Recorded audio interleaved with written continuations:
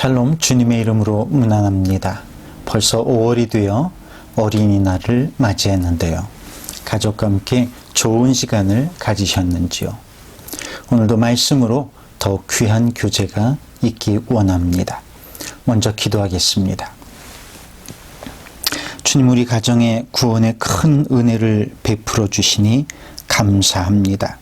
우리로 하여금 그 은혜를 잊지 않을 수 있는 믿음 허락하여 주시고, 특별히 우리 아이들에게 이 믿음에 대해 잘 소개하고 가르칠 수 있는 지혜롭고 영적인 부모가 되게 하여 주옵소서. 우리 주 예수 그리스도 이름으로 기도하옵나이다. 아멘. 먼저 말씀을 묵상하기 전에 성경 본문을 찾아보겠습니다.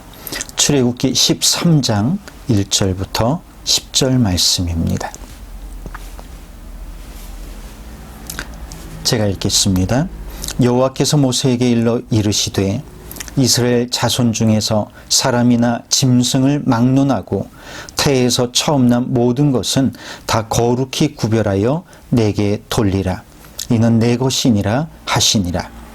모세가 백성에게 이르되 너희는 애굽 곧 종되었던 집에서 나온 그날을 기념하여 유교병을 먹지 말라. 여호와께서 그 손의 권능으로 너희를 그곳에서 인도해 내셨음이니라. 아비벌 이날에 너희가 나왔으니 여호와께서 너를 인도하여 가나안 사람과 헷 사람과 아모리 사람과 히위 사람과 여부스 사람의 땅 곧 내게 주시려고 내 조상들에게 맹세하신 바 적과 꿀이 흐르는 땅에 이르게 하시거든. 너는 이 달에 이 예식을 가져 이래 동안 무교병을 먹고 일곱째 날에는 여호와께 절기를 지키라. 이래 동안에는 무교병을 먹고 유교병을 내게 보이지 아니하게 하며 내 땅에서 누룩을 내게 보이지 아니하게 하라. 너는 그날에 내 아들에게 보여 이르기를 이 예식은 내가 애굽에서 나올 때에 여호와께서 나를 위하여 행하신 일로 말미암음이라 하고 이것으로 내 손의 기호와 내 미간의 표를 삼고 여호와의 율법이 내 입에 있게 하라. 이는 여호와께서 강하신 손으로 너를 애굽에서 인도하여 내셨음이니 해마다 절기가 되면 이 규례를 지킬지니라. 아멘. 성도는 구원의 은혜를 망각하지 말아야 합니다. 어떤 상황, 어떤 조건에서든지 하나님의 은혜를 기억하면서 살아야 합니다. 그런데 문제가 있습니다. 우리는 고난 중에 있을 때에나 힘든 인생의 과정 중에 있을 때에 하나님을 의지하는 것은 어렵지 않습니다.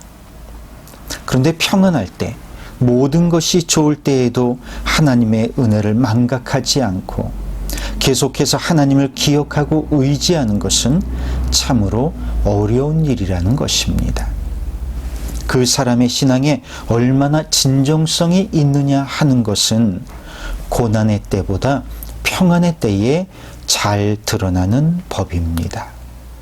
그래서 오늘 본문에서 하나님은 이스라엘 백성들이 그 믿음을 잊지 않고 살도록 세 가지를 당부하고 있습니다. 그 내용을 함께 볼까요? 첫째는 무교절을 지키는 것입니다. 3절에 보니 너희는 애굽 곧 종되었던 집에서 나온 그날을 기념하여 유교병을 먹지 말라. 여호와께서 그 손의 권능으로 너희를 그곳에서 인도해 내셨음이라 말씀하고 있습니다. 왜 애굽에서 나온 날을 기념하면서 유교병을 먹지 말라고 말씀하고 계시는 걸까요? 그때 급히 애굽을 떠나면서 음식을 준비해야 하는데 누룩을 넣어 빵을 부풀릴 시간적인 여유가 없으니 누룩 없이 빵을 만들어 출발하라고 명령하셨던 것처럼 그 정신없이 준비했던 맛없는 빵을 먹으면서 그날의 은혜를 기억하라는 것입니다. 즉, 그 무교병, 누룩 없는 빵을 먹는 이유는 기억하기 위한 것입니다. 마치 예수님께서 제자들과 함께 빵과 포도주를 나눠주시면서 내가 너희를 위해 주는 나의 몸과 피를 기억하고 기념하라고 하신 말씀과 같은 의미입니다. 우리는 먹는 것을 통해 과거를 기억하죠.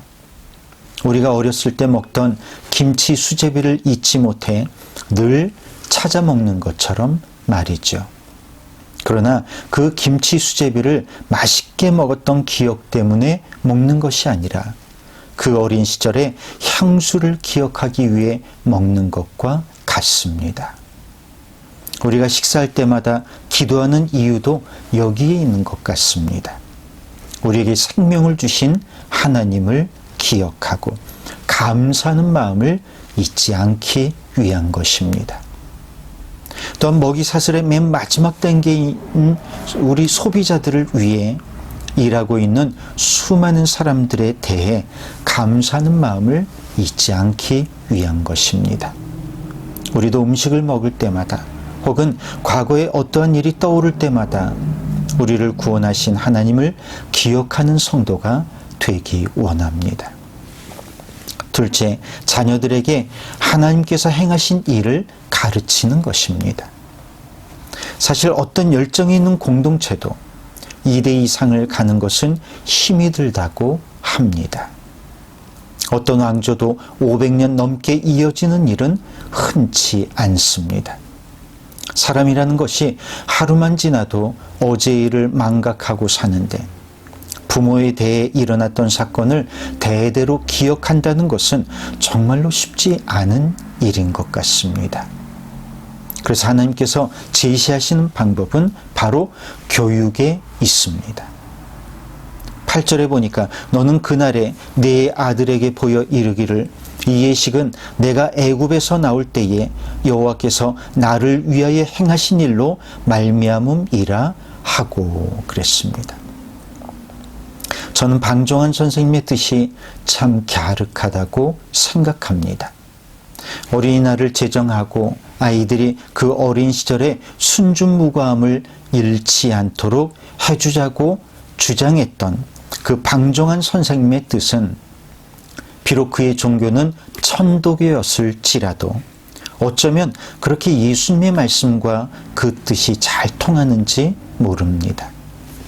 예수님은 주일 설교에서 말씀드린 것처럼 어린아이와 같은 사람이어야 천국에 들어갈 수 있다고 말씀하셨죠.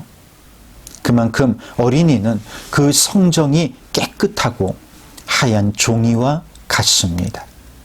그러나 그 종이 위에 무엇을 그리느냐에 따라 삶의 방향이 달라지는 법이죠. 하나님은 그 종이 위에 하나님에 대한 기억을 그리라고 말씀하고 있는 것입니다. 그리스도인에게 있어서 교육 중에 최고의 교육은 예수님 교육입니다. 예수님에 대해 알게 하는 것이 우리 교육의 최고의 목표입니다. 오늘 어린이날을 맞이하면서 자녀들과 예수님에 대해 이야기를 나눠보는 것은 어떨까요? 꼭 그런 시간을 마련해 보시기 바랍니다. 셋째로 하나님의 말씀을 기억하라는 것입니다. 9절에 보니까 이것으로 내 손의 기호와 내 미간의 표를 삼고 여호와의 율법이 내 입에 있게 하라. 이는 여호와께서 강하신 손으로 너를 애굽에서 인도하여 내셨음이니라 말씀하고 있습니다. 우리는 자주 하나님의 은혜를 망각하고 살아갑니다. 그런데 구원의 은혜를 망각하지 않고 살아가려면 어떻게 해야 할까요? 그것은 날마다 그 은혜의 시간을 반추하는 것입니다. 9절에서 하나님 두 가지로 그 방법을 가르쳐 주고 계십니다. 하나는 이것으로 내 손의 기호와 내 미간의 표를 삼으라고 하신 것입니다. 몇 년 전만 해도 믿는 가정에 들어가면 반드시 하나씩은 갖고 있는 인테리어 제품이 있었습니다. 잘 아시죠? 바로 말씀 액자입니다. 이 말씀 액자는 오늘 말씀을 현대적으로 재해석한 것이 아니었나 하는 생각이 듭니다. 그러면 지금은 어떤 방법이 좋을까요? 내 손에 기호와 표로 삼으라고 하신 것처럼 매일 손에 들고 다니는 스마트폰에 성경책을 넣어 다니면서 기억하는 것도 좋은 방식일 것입니다. 중요한 것은 어떤 방식이냐가 아니라 어떻게 하는 것이 우리 자신으로 하여금 하나님의 은혜를 기억하게 하느냐일 것입니다. 여러분은 어떤 방법으로 하나님의 은혜를 기억하시는지요? 또 하나는 여호와의 율법이 내 입에 있게 하라는 것입니다. 하나님의 말씀을 기억하기 위해 가장 좋은 방법은 입으로 읽는 것입니다. 요즘 책을 읽는 방법으로 오디오북을 권장합니다. 귀로 듣는 것이 눈으로 읽는 것보다 더 효과가 있기 때문입니다. 하나님께서 입으로 읽으라고 말씀하신 이유도 여기에 있는 것 같습니다.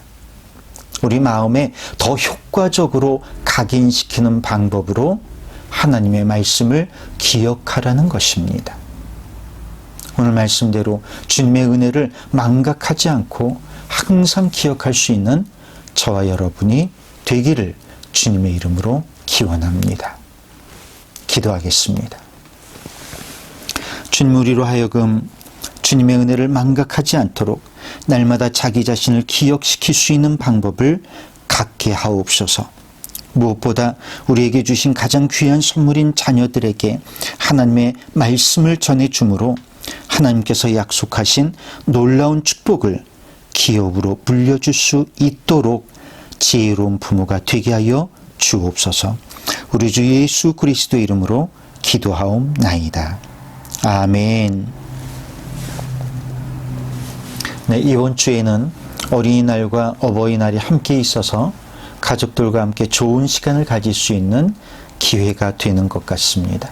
아무쪼록 하나님이 주신 소중한 가정을 작은 천국과 같이 가꾸시는 저와 여러분이 되기를 주님의 이름으로 기원합니다. 주일날 만나겠습니다. 샬롬.